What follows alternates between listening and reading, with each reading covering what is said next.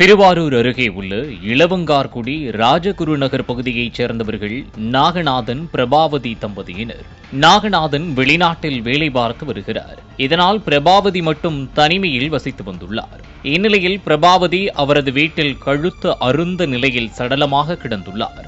இதனை கண்ட அக்கம் பக்கத்தினர் போலீசாருக்கு தகவல் தெரிவித்தனர். போலீசார் இதுகுறித்து 4 தனிப்படை அமைத்து விசாரணை செய்தனர்.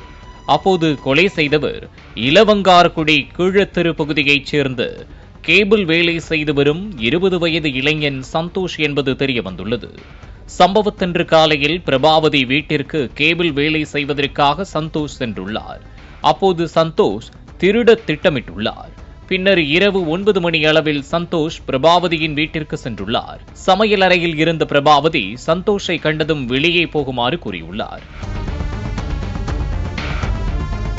பின்னர் சந்தோஷ் போர்வையால் பிரபாவதியின் முகத்தை மூட முயற்சித்துள்ளார். அப்போது பிரபாவதி கத்தியால் குத்த முயற்சித்த போது சந்தோஷ் கத்தியை பிடுங்கி பிரபாவதியின் கழுத்தில் தாக்கியுள்ளார். இதனால் பிரபாவதி இரத்த வெள்ளத்தில் சரிந்துள்ளார். மேலும் சம்பவ இடத்திலேயே பிரபாவதி உயிரிழந்துள்ளார்.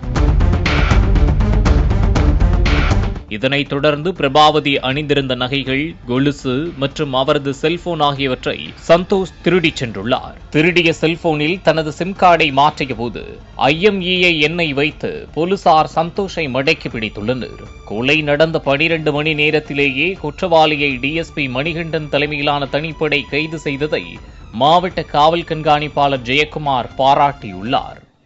இந்த தனிப்படையினர் அந்த அறிவியல் பூர்வமான விசாரணையில் அவரை இரவு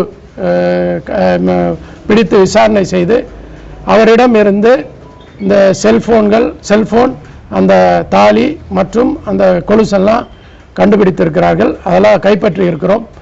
அதுபோல் அவரும் இந்த குற்றத்தை ஒப்புக்கொண்டிருக்கிறார். இதுதான் நடந்தது. இது சம்பந்தமாக மேலும் யாராவது இதில் ஈடுபட்டு இருக்கிறார்களா என்பதை பற்றி நாங்கள் தீவிர விசாரணை செய்து இந்த கொலையில துப்பு எப்படி தொடங்கியது?